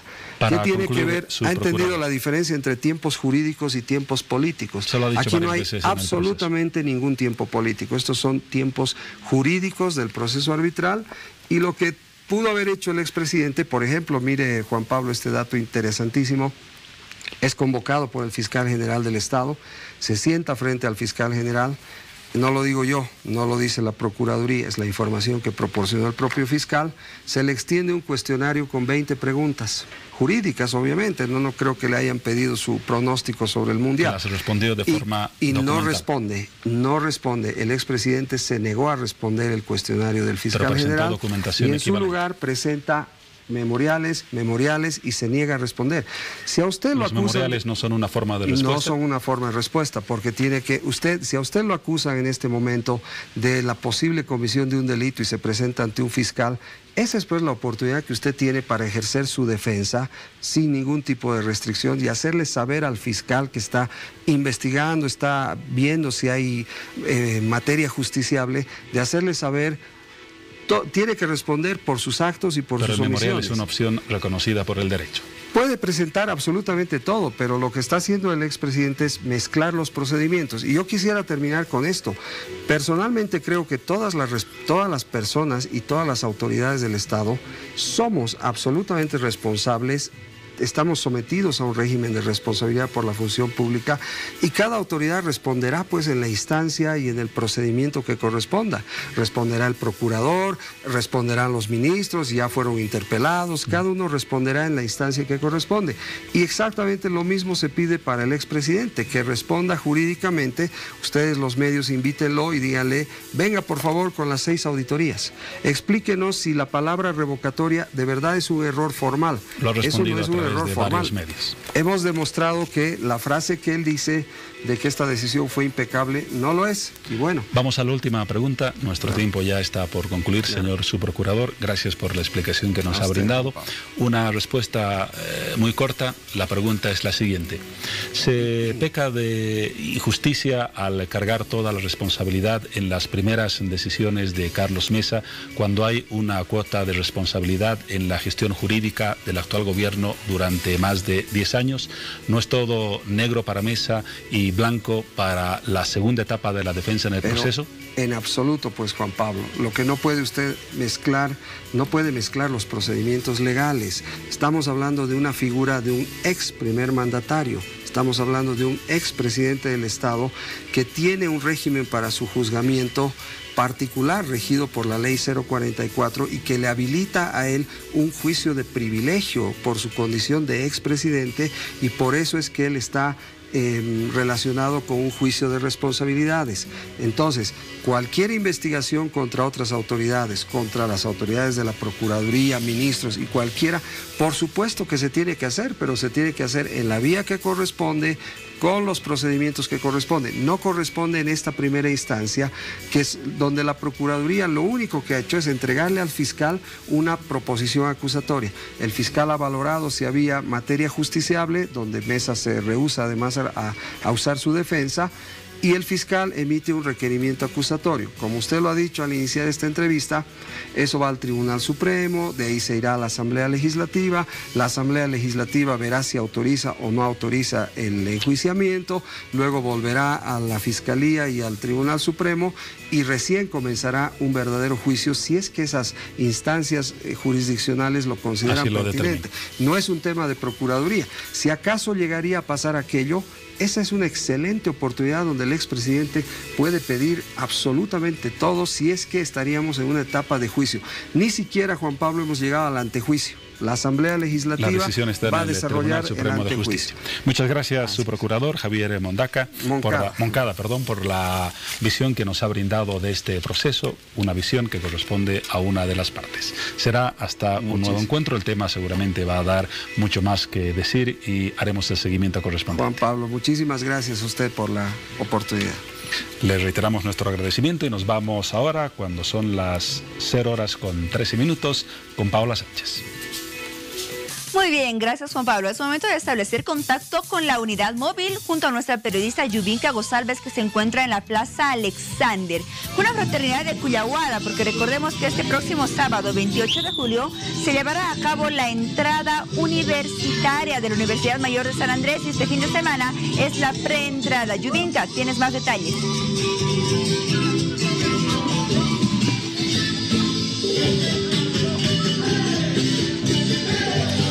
Cuyahuada de la carrera de Ingeniería Industrial también se hace presente para lo que será la entrada universitaria 2018. En este momento les presentamos la Cuyahuada Ojo Alegre, y aquí tenemos a nuestro lado, pase por favor, Wilmer, que nos va a hablar. Wilmer, ¿estoy bien con el nombre? Así es. Muy bien, ahora sí nos acordamos. Wilmer, entonces, que forma parte de la directiva y nos va a hablar sobre lo que se va a presentar este domingo en la preentrada, que ya se viene a pocos días, ¿no? Es así. Bueno, la Cuyahuada de Ojo Alegre está en su segundo año de participación dentro de lo que es la entrada universitaria. Pues ahí venimos bailando con la Cuyahuada Ojo Alegre. Bien dicho, aquel picarón que muestra, ¿no? Por eso también se ha puesto. Y también damos una esencia con nosotros como carrera de Ingeniería Industrial. Estamos en la recuperación y mediante esta danza hacemos los textiles. Enfocamos eso para poder recuperar. Y eso marca lo que es la entrada universitaria, recuperación de valores. Eso es lo lindo, ¿no? Que se pueda recuperar tanto la danza y mostrar las facultades que tienen las personas como bailarines para demostrar y decir que la Cuyahuada también es nuestra. Es así. La Cuyahuada, bueno, es parte ya de lo que es de los paseños, ¿no? Aquí se baila en Gran Poder, en 16 de julio. ¿Y por qué no? En lo que es la entrada universitaria. Muy bien, muchísimas gracias. Conversamos aquí con la guía, que está bailando y poniéndole muchas ganas. ¿Cómo estás? Muy buenas noches. Muy buenas ¿Cuántos noches. años bailando ya en la Cuyahuada? Es mi segundo año. Sí, en realidad estoy feliz, alegre de que voy a participar en esta entrada. Bueno, decirles a todos mis compañeros, algunas personas que quieran animarse a bailar Cuyahuada. Es muy bonito, los pasos son bien sencillos, son solamente 6 pasitos pequeños. y todavía las inscripciones siguen abiertas. Es importante entonces que se pueda conocer que las inscripciones siguen abiertas, porque hay mucha gente que se está quedando sin poder bailar y con ganas de poder Exacto. Ahora pueden animarse a bailar porque el costo es mínimo y todavía, como le dije, los pasos son muy sencillos, hay una pequeña coreografía que se va a armar y entonces yo les invito a todos, especialmente a todos externos de la universidad y a mis compañeros también, que puedan animarse a bailar Cuyahuada de Industrial. Somos la mejor de la UMSA, ya. Muchísimas gracias. Recalcando entonces, y aquí tenemos uno de los guías también. ¿Cómo estás? Muy buenas noches. Bailando Cuyahuada con ganas, entusiasmo para poder demostrar en la preentrada y la entrada universitaria posteriormente. Sí, exacto. Estamos acá entrenando, practicando para lo que es la preentrada y también estamos haciendo con mucha fuerza. Coméntanos, ¿cuántos fraternos componen esta fraternidad? Por el momento están acá unos 15, pero somos más o menos 30.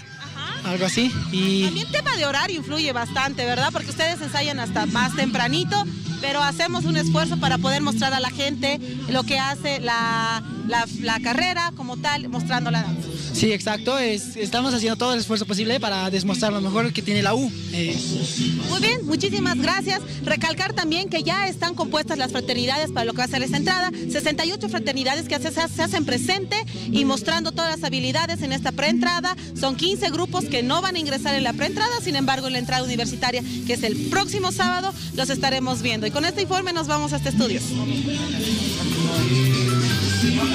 Muy bien, Yubinka, muchas gracias. Qué lindo ver todo el empeño que colocan las fraternidades que se encuentran ensayando hasta altas horas de la noche para su mejor demostración el próximo sábado 28 de julio, donde se llevará a cabo la entrada universitaria, una muestra de folclore, de cultura, de diversión a cargo de todos los universitarios, del personal administrativo y docentes también de la Universidad Mayor de San Andrés. Gracias, Yubinka. Bueno, cambiamos de tema y para el anuncio de ello vamos contigo, Piti. Gracias, Paula. Así como tú lo dices, cambiamos de tema. Hablaremos del uso de las bolsas plásticas y ya los invito a participar en la siguiente publicación. Proyecto de ley para evitar el uso de bolsas plásticas. ¿Usted apoya la prohibición del uso de bolsas plásticas? Este cuadro lo puede encontrar en nuestra página de Facebook, Hora 23. La degradación de estas bolsas plásticas se dice que varía entre 150 hasta 400 años. Imagínense que el desuso de estas, el desecho inadecuado, también genera alto potencial cancerígeno que puede afectar a nuestra salud, por supuesto, afecta al medio ambiente y también tiene impacto en lo que es la producción y la economía. Por ello es importante hablar acerca de ese tema ambiental y de un anteproyecto de ley en el cual viene trabajando la Unión de Periodistas Ambientales. Y para más información, esta noche nos acompaña, por una parte, primero mencionamos a las damas, Cintia Durán, periodista integrante de lo que es la Unión de Periodistas Ambientales. Cintia, bienvenida. Muchas gracias, Paola. Gracias por la invitación. También agradecemos la presencia de Nelson Fernández, forma parte igual de la directiva de esta Unión de Periodistas Ambientales. ¿Cómo estás, Un placer Nelson? conocerte. ¿Cómo estás? Mucho gusto, igualmente. Gusto. Bueno, vamos a hablar acerca de este trabajo que ustedes vienen realizando, que lo están socializando y esperemos que, bueno, muy pronto se pueda aprobar incluso lo que es este anteproyecto de ley con el tiempo. La Unión de Periodistas Ambientales, con apoyo de la Brigada Verde, va trabajando en este anteproyecto de ley que tiene el objetivo de prohibir el uso de bolsas plásticas en todo el país. ¿Cómo surge esta iniciativa? ¿Por qué se han enfocado en este aspecto principalmente? Bueno, es así. La Unión de Periodistas Ambientales lo que queremos lograr es evitar el uso de las bolsas plásticas por el tema de la contaminación, como ustedes mencionaban. La idea es darle mejor futuro a nuestros hijos, a nuestros nietos, para evitar, porque ese es un problema muy grande. Estamos socializando. Todo tiene que empezar por los niños. Queremos socializar en los colegios para que ellos sepan acerca del mal uso que tienen estas bolsas plásticas, como tú lo mencionabas. Estas bolsas plásticas tienen, dependiendo de cómo está hecha, ¿no? Pueden durar hasta 100 años en degradarse, desde 100 años hasta 500 años. Entonces, es un tema muy complicado y de verdad tenemos que tomar conciencia acerca de esto. Muy bien, ¿y cómo vienen trabajando en todo lo que es este proceso para socializar este anteproyecto de ley, plantearlo ante la población y también las autoridades, los legisladores? Exactamente, nosotros hemos realizado este proyecto de ley y estamos socializando con parlamentarios tenemos muy buena acogida de la oposición y del oficialismo, así que estamos socializando esto. Por ejemplo, hemos estado en las ferias dominicales del Prado, pidiendo que la gente tenga conciencia para evitar esas bolsas de plástico, explicándoles lo que es las consecuencias que esas bolsas de plástico pueden dar. La idea es de que se vaya primero prohibiendo desde uno mismo, que, independiente de que exista o no esta ley, que vayan prohibiéndose por uno mismo, que uno diga que tenga la conciencia del daño que esto hace. Asimismo, en los supermercados, uno puede llevar su bolsa de yute, su bolsa de papel, cualquier tipo de bolsa en el cual sea ya se pueda descartar y que no afecta al medio ambiente. Como yo te decía, por ejemplo, una bolsa de estas que tú traes, que tú vas, la señora de la casa que va a comprar el pan, por ejemplo, se lleva el pan y ¿qué hace? Lo desecha. Y tarda demasiados años y eso es un impacto ambiental que es muy fuerte para nosotros. Países como Chile, como Panamá, Perú, ya implementaron esto en sus países y está yendo muy bien, está siendo exitoso. Entonces, es esto para mejorar el medio ambiente. Muy bien, antes de pasar con Nelson, vamos a mostrar justamente esas bolsas de plástico que todos las utilizamos en los distintos centros comerciales, en las tiendas, cuando adquirimos los productos. Tú mencionabas, tienen un gran impacto ambiental, tienen un impacto también en la salud de las personas, en la producción, en la economía. Hacemos un resumen. ¿Qué tipo de impacto tienen? ¿Qué daños generan? Por ejemplo, como vos decías, el medio ambiente. A ver, algo que nos han hablado mucho cuando estábamos socializando esto en las ferias del Prado o algo así, nos comentaban, estas basuras, por ejemplo, van al lago Titicaca. ¿Recuerdan cuando alguna vez hubo estos problemas con los animales del lago Titicaca, con las especies que estaban ahí? Entonces, estas bolsas, al no degradarse, afectaban a los animales. Muchos estaban muriendo por ese tema de este aspecto, ¿no? Entonces, afecta por ese lado a los seres humanos, a los animales y, bueno, en general es así. Muy bien, Nelson, coméntanos más acerca de esta norma que ustedes plantean a través del anteproyecto de ley. ¿Qué establece esta norma? Bien, el anteproyecto de ley que estamos preparando está en proceso de recibir una serie de aportes. Y precisamente para seguir recibiendo mayor cantidad de aportes, tanto de la parte académica, de la parte científica, como de la parte, digamos, de expertos en temas normativos, ¿no? Aprovecho de hacer la invitación a todas las personas, los profesionales entendidos en la materia, que se puedan sumar con aportes a nuestras dos fanpage. Por un lado, Unión de Periodistas Ambientales Bolivia, ¿no? Y por el otro lado, nuestra Agencia de Noticias Ambientales, ANA. En ambas fanpage pueden hacer sus aportes, pueden sumarse al proceso de construcción de este anteproyecto de ley que muy próximamente lo vamos a presentar de manera oficial al legislativo. El anteproyecto de ley, respondiendo a tu pregunta, plantea que podamos eliminar el uso de las bolsas plásticas en el lapso de un año, ¿no?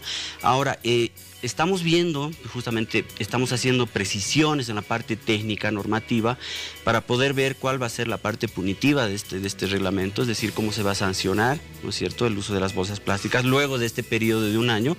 Y también, por supuesto, en la parte técnica estamos haciendo apreciaciones y precisiones técnicas para ver cómo las reemplazamos.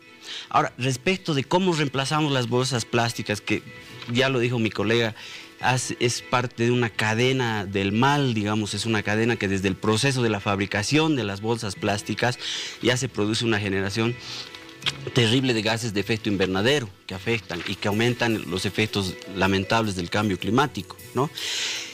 Obviamente, en el momento que las bolsas plásticas son desechadas, ¿no es cierto?, van a hacer una cadena de impactos y, como tú lo decías, inclusive hasta en la salud de las personas. Así es, ¿no es cierto? Hablábamos incluso de un alto potencial cancerígeno. Exacto. Ahora, como alternativas, digamos, al uso de las bolsas plásticas, nosotros estamos planteando, por un lado, el uso de bolsas reutilizables que puedan incluso generar cadenas de trabajo para personas que lo necesiten, para poblaciones vulnerables, ¿no?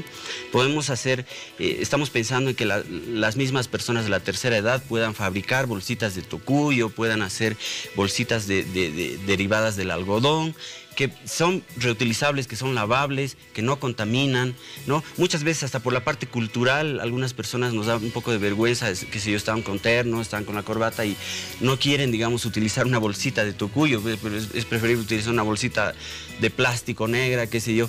Pero si nosotros pensamos en el efecto que estamos haciendo al medio ambiente y a nuestras familias, por ejemplo, si tú alguna vez vas a una cadena de pollos y pides un pollito a la bróster, un pollito, qué sé yo, al espiedo, seguramente que te van a poner en un envase plástico y encima te van a poner un envase de polietileno, un plástico tóxico, que se va derritiendo y tú estás ingiriendo ese material contaminante. Como tú lo decías, es cancerígeno. Entonces, como una de las opciones, una de las alternativas para que se pueda utilizar también materiales, digamos, sustitutos que sean biodegradables, a mí me parece interesantísimo lo que pasó el 2013, ¿no? Te voy a leer un titular de la BBC Mundo. Perfecto. Del 24 de julio del 2013, dice: el secreto del plástico ecológico está en Bolivia. Resulta que hay una bacteria que se llama Bacillus megatherium, que hay en ingentes cantidades en los ojos de agua del Salar de Uyuni. Esta bacteria tiene la capacidad de producir un plástico ecológico. Esto lo descubrieron unos científicos europeos el 2013, ¿no? Te voy a leer otro titular de un medio mexicano. El mayor desierto de sal del mundo podría ayudar a sustituir los plásticos derivados del petróleo. Entonces, como parte de las alternativas que estamos planteando, la Unión de Periodistas Ambientales de Bolivia invita a los profesionales igual, a nuestras dos fanpage, a los profesionales expertos, a nuestros innovadores, a nuestros académicos, científicos, a que puedan hacer un seguimiento a esta información. Imagínate si nosotros lográramos generar realmente un plástico biodegradable y con el Salar de Uyuni gigante, con el Salar de Coipasa, tendríamos una capacidad interesante incluso para revertir nuestro aspecto económico, pero de una manera así impresionante. O sea, podríamos generar un plástico biodegradable y de verdad tal vez podríamos ser una solución para el mundo, ¿no? Sin duda, son datos muy importantes los que tú leías para todos nosotros, que podrían contribuir en caso de que se apruebe esta norma, porque queda clara la importancia de por qué se debe aprobar este, bueno, ahora anteproyecto de ley. Hablemos acerca de cómo se controlaría el caso el hecho de que no se puedan usar estas bolsas de plástico en los distintos centros comerciales. Las sanciones quedan pendientes, recién están por establecer en caso de que se apruebe. Y el tema del control, ¿cómo lo harían? Bueno, hemos pensado varias alternativas. Una de ellas, por ejemplo, en el periodo que demore, digamos, hasta poderla sustituir de manera completa, ¿no?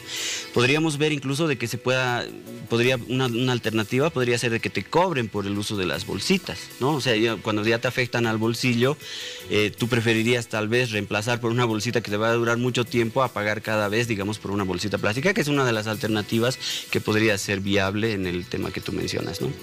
Muy bien, Cintia, hay muchas personas que aseguran que el desecho inadecuado de las bolsas de plástico es lo que genera todos esos elementos tóxicos para el medio ambiente, para la salud y demás. Sin embargo, el desecho adecuado no es así, pero tenemos muchos datos, muchas fuentes de información que aseguran que incluso desechándolas de manera adecuada, las bolsas de plástico siguen siendo tóxicas. Exactamente, como comentábamos, o sea, el hecho de que tarden en degradarse, eso es lo que va afectando, porque por ejemplo en otros países o en algún momento existen basureros, ¿no? Plástico, vidrio y bueno, otro tipo de desecho. ¿Qué pasa? Cuando tú llevas por lo menos a desechar de una forma, mucho se puede quemar, al fin de cuentas la contaminación es la misma, ya sea de 100 años a 500 años o en ese momento al quemar, por ejemplo, la bolsa de plástico, ese petróleo, digamos, que está desprendiendo, va a dar el mismo efecto, si así se puede decir. Entonces, es como dice mi colega, ¿no? Tendríamos que poner como una sanción, quizás como él dice, ¿no? Que el hecho que se compre una bolsa de plástico, hay esas diferencias, hay que saber valorar. Por ejemplo, cuando vi un tema, ¿no? Cuando no teníamos agua, ¿cómo cuidaba la gente el agua? ¿Cómo cuidaba la gente? ¿Cómo prefería ahorrar ese tipo de agua? ¿No? En este momento, en ese caso, al ver el tema de las bolsas desechables, va a preferir automáticamente evitar ese tipo de daño, ¿no? Ya sea por no pagar, ya sea por el tema ambiental y obviamente, ¿no? Como dijimos, tiene todo que esto empezar por los niños. El hecho de hacer esta educación que se puede hacer en los colegios va a ser un futuro para ellos, para los hijos, para los nietos, para poder evitar este tema, esta contaminación futura que pueda haber, y nosotros como país tenemos que dar ese avance como lo hicieron estos grandes países también aquí en Latinoamérica. Muy bien, Cintia, ya para finalizar la entrevista mencionabas que muy pronto este anteproyecto de ley será presentado ante el legislativo. ¿En cuánto tiempo aproximadamente podremos saber si forma parte de su agenda para ser tratado posteriormente? Estamos queriendo que esto salga de acá unos 6 meses máximo. Todo, como dije, tenemos muy buena acogida por el tema del oficialismo. Hasta oposición tenemos buena acogida. Eso es un tema que le está interesando mucho, ya que, como lo hicimos, seríamos un ejemplo más de país.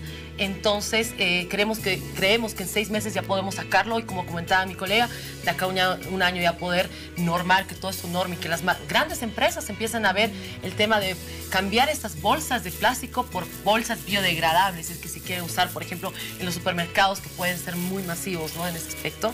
Sin duda. Nelson, las últimas recomendaciones ya para finalizar la entrevista.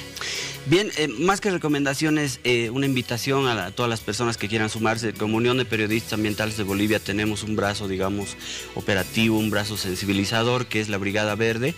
Son estudiantes de distintas carreras de ingeniería ambiental, turismo, comunicación, que se han sumado a esta brigada para poder hacer una campaña de sensibilización, y vamos a ir a los colegios. Estamos diseñando, en la Unión de Periodistas Ambientales de Bolivia somos 4 comunicadores especializados en tema medio ambiente y unos 42 o 43 periodistas ya a nivel nacional.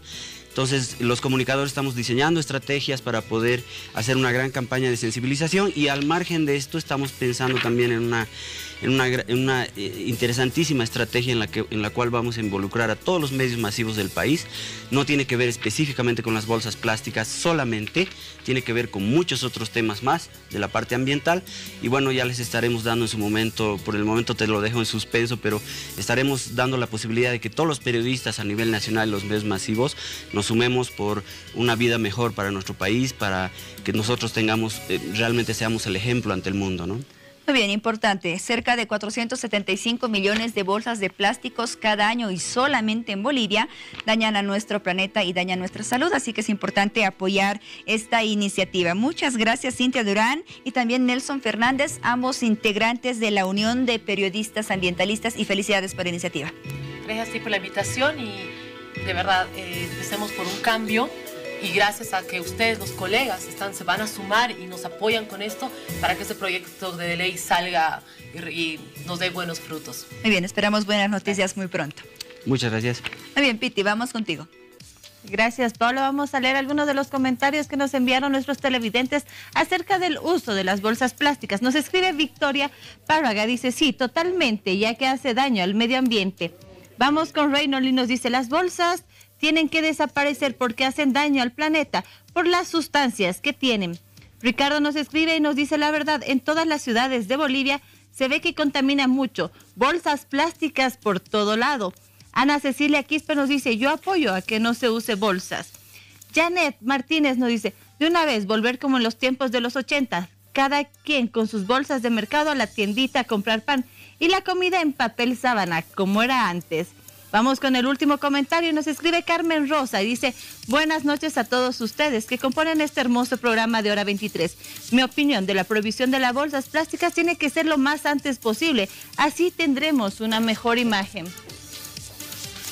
Gracias a todos por participar en nuestras redes sociales. Nos vamos a una pequeña pausa y en minutos continuamos con más de Hora 23.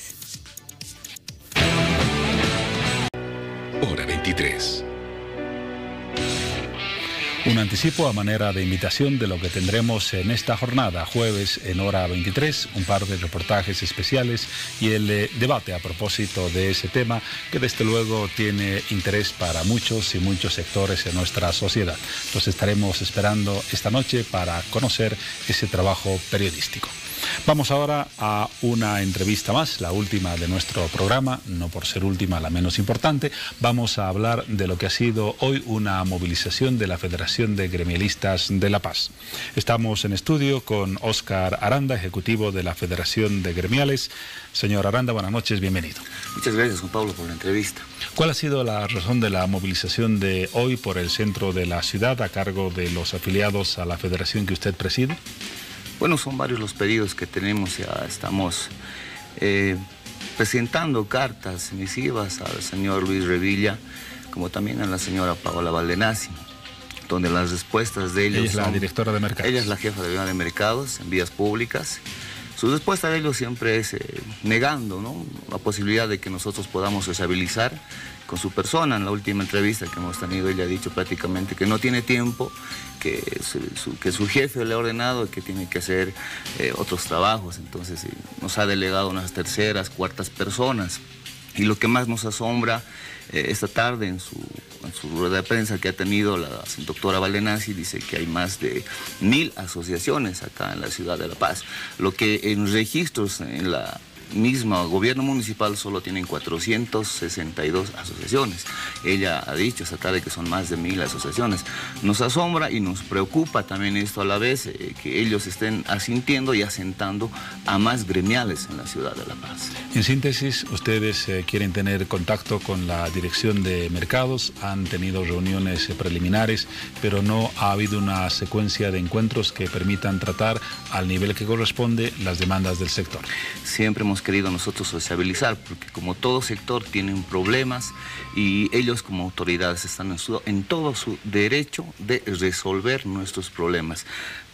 Participemos o no participemos de su color político, ellos están en su derecho de resolver a todo el sector gremial el problema. Ahora, ¿cuáles son los temas de interés para su sector que les ha sido urgente tratar con esta autoridad? Bueno, ellos han contratado nuevos funcionarios. Nosotros hemos visto muy preocupados todos los dirigentes del Ejecutivo de la Federación de Gremiales que no los están capacitando. Han ido a amenazar al sector gremial que los van a hacer los procesos de reversión de puestos de venta. ¿Específicamente a qué sectores? Al sector gremial, a todo el sector gremial que... En general. Por no pagar 1 o 2 años consecutivos, están yendo ellos a causar pánico al sector gremial. Y eso, que el sistema de cobranzas de la alcaldía municipal nos están cobrando incluso con... Si yo tengo un patente al día, estoy en los deudores, o sea, su sistema no está funcionando bien. Entonces, ustedes quieren tratar este tema directamente con la responsable del sector de mercados para llegar a algún acuerdo y debatir las posibles soluciones. Bueno, esperemos que el señor Luis Revilla nos reciba. Queremos saber el pedido de nuestra federación.